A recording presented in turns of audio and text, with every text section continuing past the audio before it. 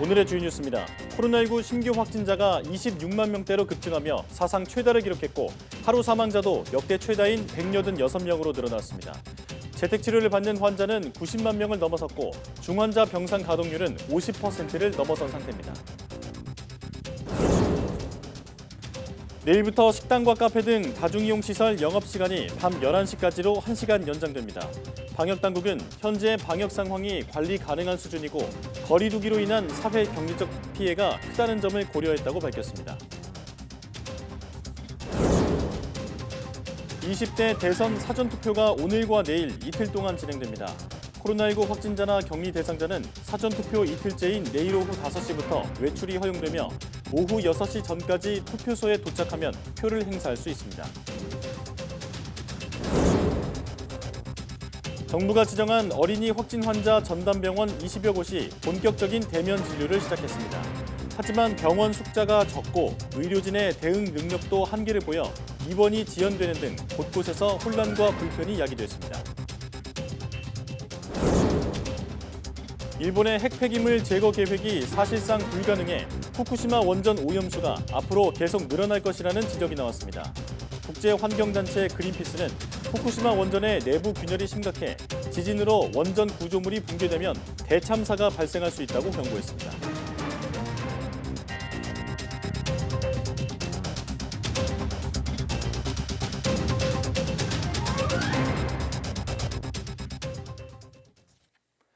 여러분 안녕하십니까? 3월 4일 오전 사이언스 투데이입니다. 코로나19 신규 환자가 처음으로 26만 명을 넘어선 가운데 사망자가 역대 최다를 기록했습니다. 오늘 0시 기준 확진자는 전날보다 7만 명 가까이 급증한 26만 6,853명으로 코로나19 발생 이후 가장 많았습니다. 지역 발생은 26만 6,771명으로 수도권 비중이 57.2%, 비수도권은 42.8%입니다. 계속된 확산세에 피해 규모는 커지고 있습니다. 숨진 환자는 하루 최다인 186명이 늘어 누적 8,580명으로 집계됐습니다. 위중증 환자도 31명이나 늘면서 현재 797명으로 800명에 육박합니다. 오미크론 변이 대유행으로 재택치료를 받는 환자가 90만 명을 넘어섰습니다. 오늘 0시 기준 재택치료 대상자는 하루 사이 6만 8천여 명이 증가한 92만 5,662명입니다. 이 가운데 하루 2번씩 모니터링을 하는 집중관리군은 14만 3,288명에 이릅니다. 코로나19 전체 확진자 수가 폭증하며 위중증 환자도 늘면서 중환자 병상 가동률도 50% 안팎에서 유지되고 있습니다. 오늘 0시 기준 전국의 중환자 병상 가동률은 50.5%로 전날보다 0.2%포인트 낮아졌습니다. 수도권 중환자 전담 병상 가동률은 전날보다 0.1%포인트 내려간 46.2%로 집계됐습니다. 내일부터 식당과 카페 등 다중이용시설 영업시간이 밤 11시까지 1시간 연장됩니다. 전해철 중앙재난안전대책본부 2차장은 오늘 아침 회의에서 코로나19 중환자 병상 가동률이 약 50% 수준까지 높아졌지만 핵심 방역 지표들은 현재까지 의료 대응 역량 내에서 관리가 가능한 수준이라며 이같이 밝혔습니다.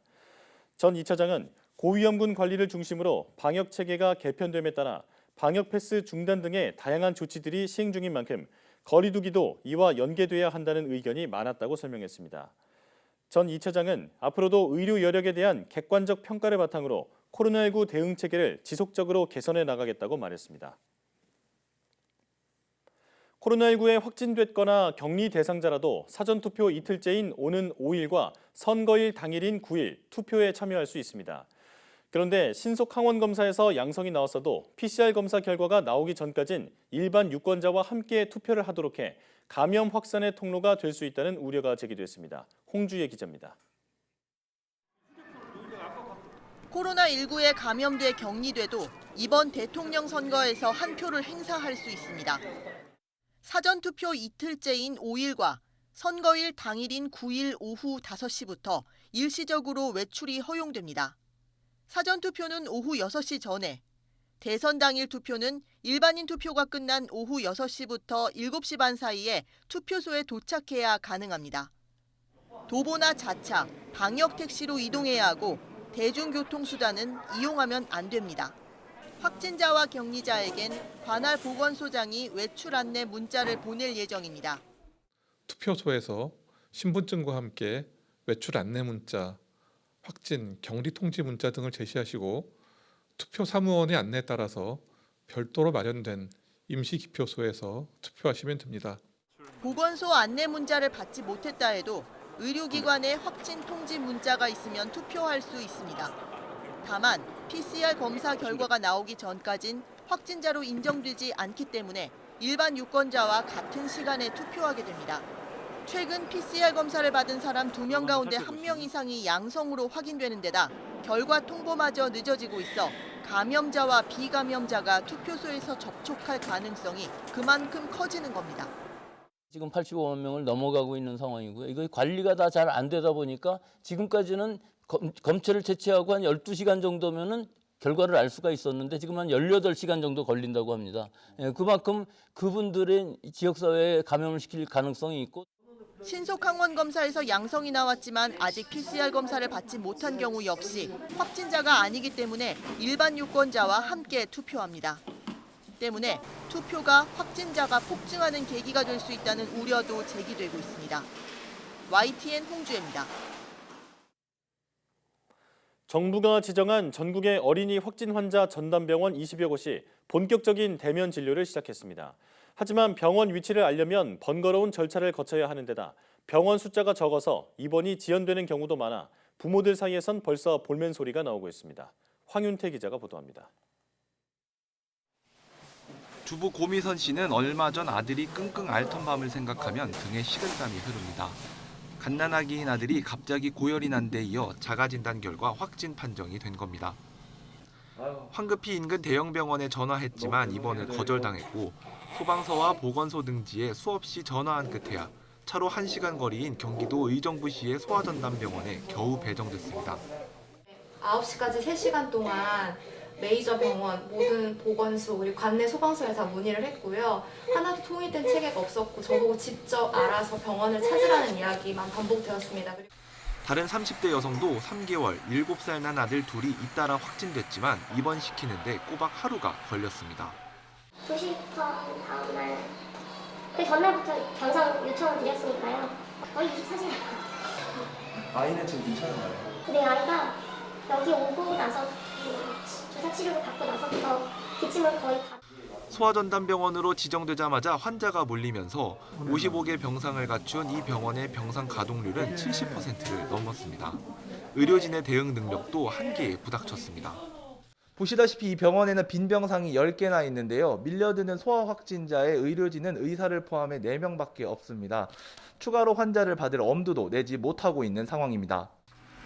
소아 확진 환자 전담병원은 전국적으로 26곳에 불과하고 강원도와 제주도엔 아예 없습니다. 병원 명단이 공개돼 있지 않아서 진료를 받거나 병상을 배정받으려면 보호자들이 보건소에 일일이 전화해야 합니다. 접근성이 떨어지다 보니 자칫 어린이 확진 환자가 시급한 처치를 못 받는 일이 잦아질 수 있다는 우려도 나옵니다. 골든타임을 놓치지 않는 게 중요하고 문제가 생기기 전에 치료를 하는 거가 소아과 의사들한테는 매우 중요하고 어머니하고 아기의 미래를 위해서도 엄청 중요한 일입니다. 정부는 어린이 확진자 전담병원 수를 더 늘리는 방안을 검토하고 있습니다. 다만 지금 전담병원을 모두 공개하면 환자가 몰리면서 일선 의료진에게 과부하가 걸릴 수 있는 만큼 병원 명단은 상황을 좀 더 지켜본 뒤 공개할 방침입니다. YTN 황윤태입니다. 프랑스가 현지 시각 14일부터 실내 마스크와 코로나19 백신 패스 규제를 대부분 없애기로 했습니다.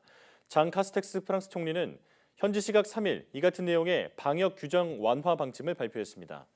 이에 따라 대중교통과 병원 등을 제외하고는 실내 마스크 착용 의무가 해지됩니다. 또 병원과 요양원 등에서만 백신 패스가 유지됩니다.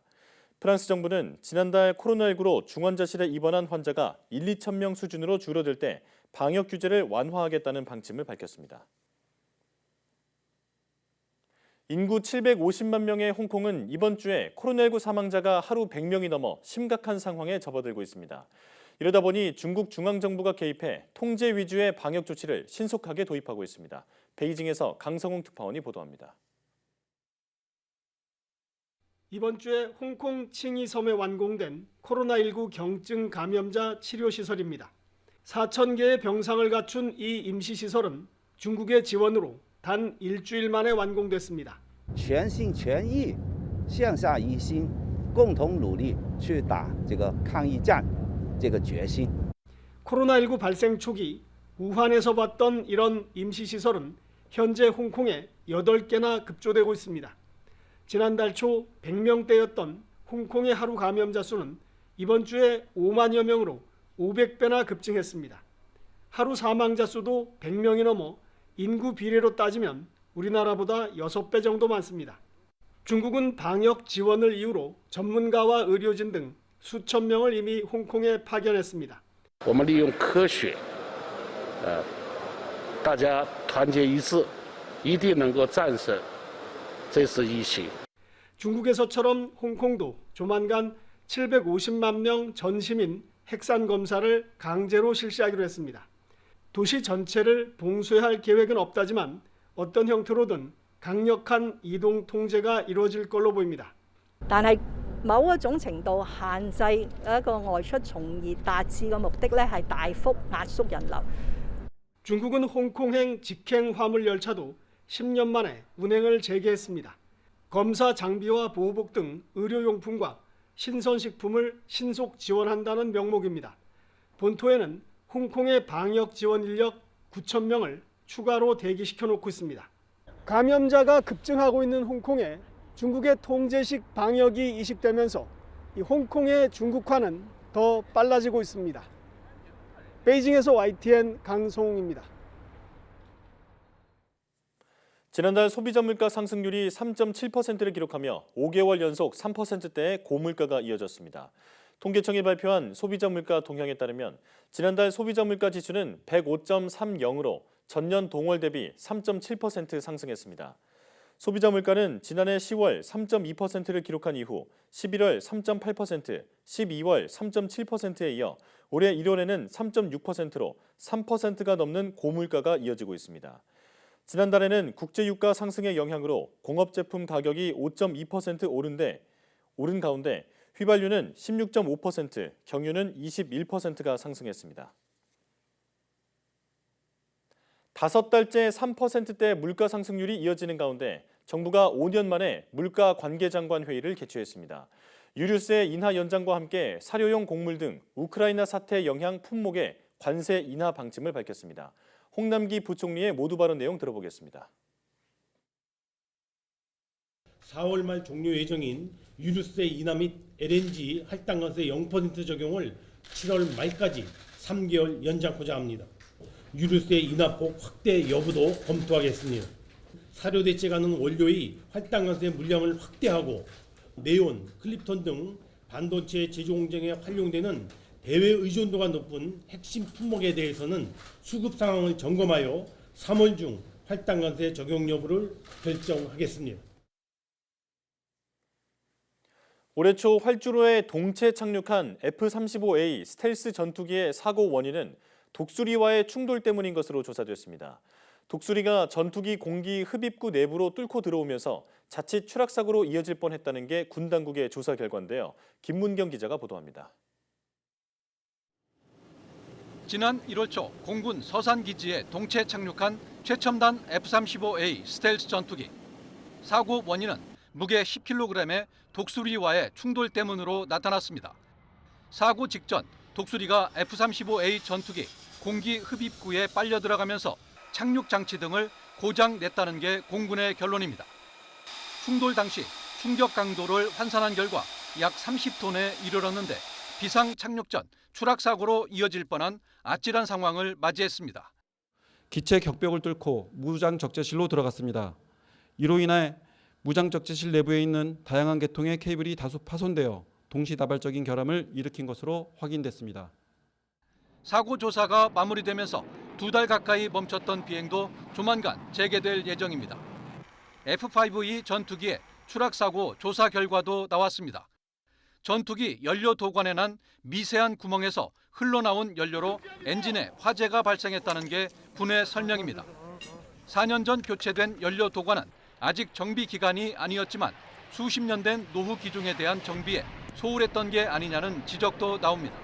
추락 사고로 숨진 고 심정민 소령은 민가 지역을 피하기 위해 비상 탈출을 포기한 것으로 조사됐다고 공군이 밝혔습니다. YTN 김문경입니다. 농촌진흥청이 개발한 농업 관련 기술을 기업체나 농가에 보급하는 농업기술 실용화 재단이 한국농업기술진흥원이라는 이름으로 새 출발합니다. 그동안 농업기술의 발전과 농가소득 증대에 이바지한 데 이어 앞으로 농업 관련 산업의 도약을 기대해 봅니다. 김학무 기자의 보도입니다. 한우 농가에 등장한 로봇 차량. 때에 맞춰 스스로 움직이며 사료를 받아 소들에게 나눠줍니다. 일명 사료급이 로봇인데 농촌진흥청 연구진이 2016년 개발했습니다. 영양이 고루 들어간 맞춤형 사료를 힘 안 들이고 공급할 수 있는 게 장점입니다. 4, 5일에 1시간씩 TMR 배합기에다가 원료만 투입해주면은 그 모든 시스템이 자동으로 운영이 되고 있습니다. 이곳에서는 6년근 인삼을 수확해 9번 찌고 9번 말리는 기술로 흑삼을 만듭니다. 이 기술 역시 농촌진흥청이 개발했는데 기술뿐 아니라 자금 지원까지 받아 연간 매출이 5억 원에 달할 정도로 성장했습니다. 실용화 재단에서 기술 이전이나 또 창업 자금이나 또 기계 부분에서 지원 사업을 해줘서 사업하는 데 도움되고 있죠. 2009년부터 최신 농업 기술을 농가와 기업체에 이전해온 농업기술실용화재단이 한국농업기술진흥원으로 간판을 바꿨습니다. 그동안 1,800여 건의 기술을 기업체와 농가에 이전했는데 이전한 기술의 사업 성공률이 43%에 달합니다. 특히 농식품 분야 벤처 창업 육성을 적극 지원해 1조 500억 원의 매출 창출과 2천여 개의 일자리를 새로 만든 것으로 나타났습니다. 농업의 공익적 가치를 더욱 확산하고 첨단 선진 기술에 기반한 농식품 산업의 육성으로서 지속 가능하고 경쟁력 있는 농식품 산업 생태계를 활성화 나가는 데 주력하고자 합니다. 한국농업기술진흥원의 새로운 출발을 계기로 국내 농업 관련 산업의 도약이 기대됩니다. YTN 김학무입니다.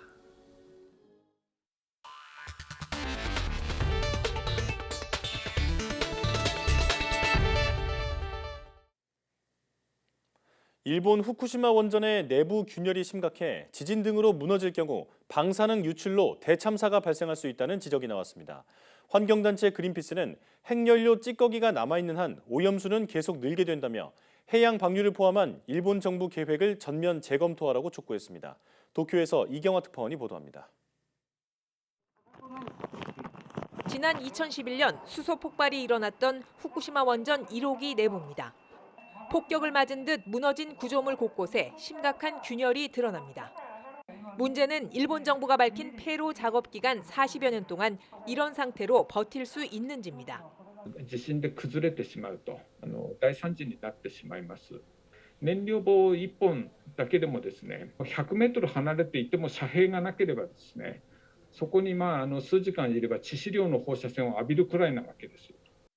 고농도 방사성 물질을 포함한 오염수도 폐로가 진행되는 기간 계속 늘 수밖에 없습니다. 녹아내린 핵연료 찌꺼기에 닿은 냉각수와 지하수 등이 결국 오염수가 되는데 이 찌꺼기를 언제 다 빼낼지 알 수 없기 때문입니다. 약 1,000톤에 가까운 찌꺼기 중 지금 로봇팔을 이용해 꺼내려는 것은 1g 수준이라고 전문가는 지적했습니다. 이런 방식으로는 사실상 제거가 불가능하다는 얘기입니다. すぐに限界に達してしまうと、せいぜい一番手の届きやすいところのサンプルをちょっと取って終わってしまうだろうと、全くこの価値のない活動だと。 환경단체 그린피스는 계속 늘어날 오염수 등을 고려하지 않고 현실성 없는 계획을 고수하는 일본 정부를 비판했습니다. 그러면서 해양 방류를 포함해 폐로 계획을 전면 재검토할 것을 촉구했습니다. It's a fantasy approach to trying to basically discover that this thing doesn't exist. It clearly exists as an enormous problem, and the people of Japan need to be told the truth by the Japanese government and by the 그린피스는 안전한 처리 계획을 세울 때까지 오염수 해양 방류 계획을 중단하고 육상 보관 등 대안을 찾아야 한다고 강조했습니다. 도쿄에서 YTN 이경아입니다. 유럽연합 EU가 러시아를 상대로 단행한 스위프트 제재는 다소 생소한 용어지만 금융 핵폭탄에 비유될 만큼 강력한 금융 제한 조치입니다. 국제 무역에 필요한 달러 결제망을 차단하는 건데 자칫 화폐 전쟁을 불러올 수 있다는 지적도 나옵니다. 강정규 기자입니다.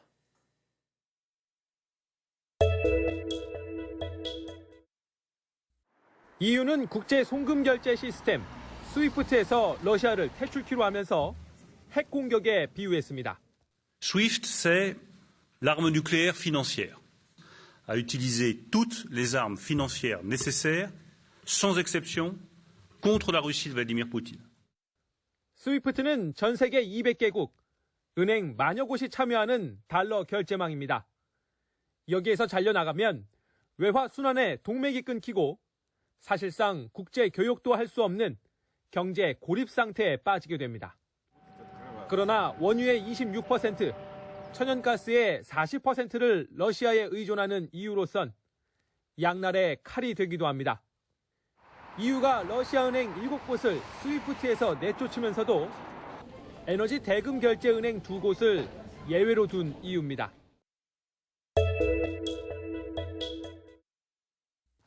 러시아는 지난 2014년 크림반도 합병 때부터 스위프트 제재에 대비해왔습니다. 국제 교육에서 달러 결제 비율을 꾸준히 줄였고 우크라이나 침공 직전엔 암호화폐를 활용한 디지털 루블을 시험 발행하기도 했습니다. 가장 큰 변화는 독일과 스위스, 벨라루스 등 외국은행 23곳이 참여하는 독자 금융결제망을 구축한 겁니다. 앞서 디지털 위안화로 달러 패권에 도전한 중국의 자체 국제 지불 시스템과도 연결됩니다. 코인 쪽에서는 그 유명한 리플이죠. 리플 회사가 이 스위프트를 대체하자고 코인들을 만들고 있고. 아직 달러 기축 통화나 스위프트를 대체하기엔 미약하지만 자칫 이런 움직임이 화폐 전쟁으로 이어질 수 있다는 우려도 나옵니다. YTN 강정규입니다. 미국이 러시아 수출 통제 관련 규정 적용 대상에서 한국을 제외하기로 했습니다. 여한구 산업통상자원부 통상교섭본부장은 현지 시각 3일 워싱턴 DC에서 미국 상무부와 백악관 당국자들과 면담해 수출 통제 관련 협의를 마쳤다며 이같이 밝혔습니다. 여 본부장은 두 나라 간의 협의 과정에서 굳건한 공조 사실을 다시 한번 확인했다고 강조했습니다.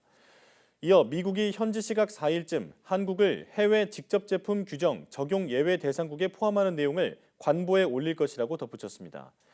여 본부장은 특히 정부 입장에선 하루라도 빨리 관련 문제를 해결하는 게 국익에 부입한다 생각해 미국을 직접 방문하게 됐으며 이번 합의를 끌어냈다고 설명했습니다.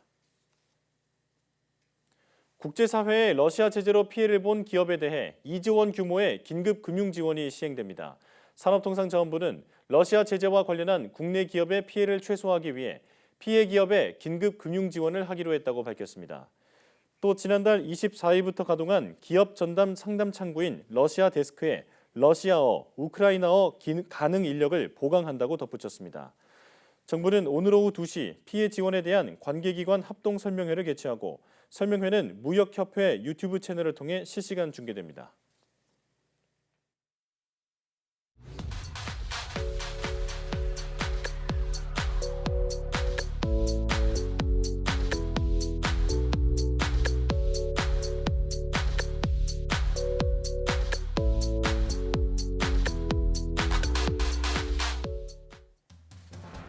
제20대 대통령 선거 사전투표가 시작됐습니다. 오늘과 내일 오전 6시부터 오후 6시까지 전국의 모든 투표소에서 투표가 가능한데요. 코로나19 확진자와 격리자는 내일 오후 5시부터 외출이 허용되고 6시 전까지 투표소에 도착해야 표를 행사할 수 있습니다. 국민의 소중한 권리인 투표 꼭 참여하시기 바랍니다. 오전 사이언스 투데이 마칩니다. 여러분 고맙습니다.